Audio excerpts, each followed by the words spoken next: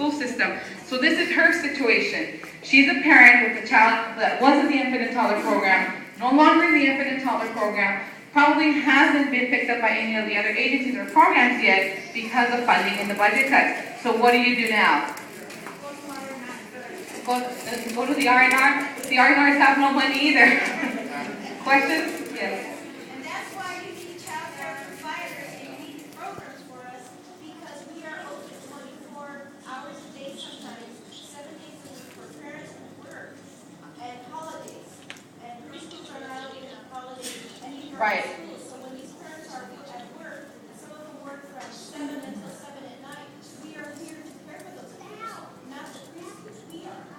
Ella lo que está diciendo es que por eso es que después de la edad de 3 años o la edad más pequeña se necesita el cuidado de niños en casa. Es muy importante porque entonces los niños que no pertenecen a ningún programa estatal o que los programas estatales ya cierran sus puertas después de las 5 o 6 de la tarde, ahora ¿quién los va a cuidar? Proveedoras abiertas hasta las 7 de la noche, proveedoras abiertas las 24 horas con sus centros, los sábados, los domingos, los días festivos, y juntos pues, es como están trabajando, y es como la mayoría de los padres optan por el cuidado familiar, porque el cuidado familiar tiene horas muy diferentes a un programa estatal. That's right. Now she's saying a childcare center has no hours. You know, if you want to open 24/7, you're more than welcome to. If you want to close your doors at 10 or 11 o'clock at night, you're also able to. So what I'm saying to the parents that are here is this is why a lot of these programs don't function for the families, because of the fact that their hours are, maybe they extend as far as 6 or 6:30 in the afternoon, in the early evening. So what happens if the father's not, or the mother's not doesn't get out of work until about 8 or 9 or 10 p.m. What happens to the parents that work swing shift? Right, graveyard. So we're going to leave the questions to the end so she can finish her presentation. Le pedimos a Gloria Molina que no haya recortes en el cuidado de niños, porque esto afecta muchísimo a los padres, los niños y a las proveedoras de Chile Credit. We have asked our supervisor, our county supervisor, Gloria Molina, to please don't do any more budget cuts in reference to childcare, because it affects the parents and affects the children, it affects the childcare provider. And I want to say that this morning, Gloria Molina, our supervisor, I'm sure didn't confirm to come to the event, but I know that she was at another event. There was a preschool program being opened through the YWCA in East Los Angeles. So that's where she was at. This is also very important. This is also as much as important as that event. But I personally know that she was at the other location. So I'm just letting you know. If you want to call her and let her know, why did you come to our event? Our event is just as important. Okay.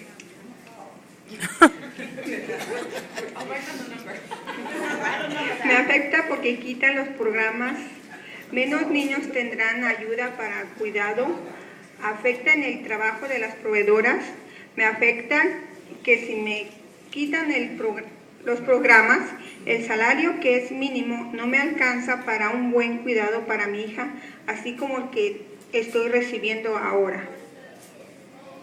If programs are removed, it affects me directly. Not only does it affect me or the childcare, it affects the provider as well.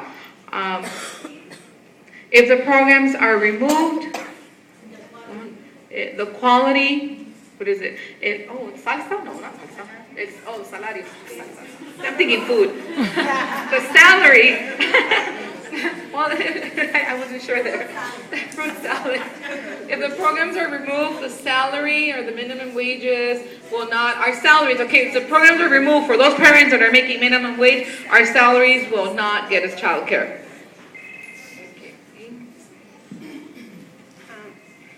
Si quitan ayuda a las madres solteras, no van a poder prepararse para tener mejores trabajos para sus hijos. Que ofrezcan talleres para los padres con frecuencia sobre la educación de sus hijos.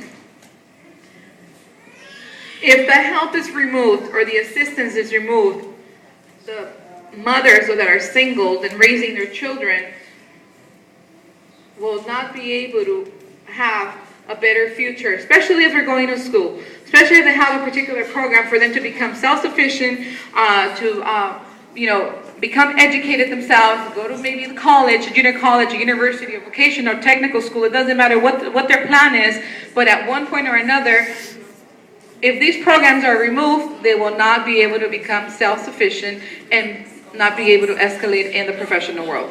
That's what that's saying. And please offer workshops for the parents frequently in reference to the education about their children. What this person wrote is very important. You work with the parent, you work with the provider, you work as a team. And it's only for the better and brighter future of that child that everyone is raising together in that center. It not only becomes the child's responsibility, so parents, you need to become involved, not when they're in high school, but from the minute that they are born. There's just so many things going on now, and you know, so many studies that they've done in reference to children and how it benefits them to nurture them, to care for them at an earlier age. The father's involvement is very important as well. So for all the males that are here, un aplauso para los papás. Not that the mothers are not important, not that the providers are not important, but male involvement is very important in the education of your children. Remember, these are your children. But yes, as a community, the providers, their assistants, everyone involved in the daycares, and the parents, we're all raising their children to become the future of America. Thank you.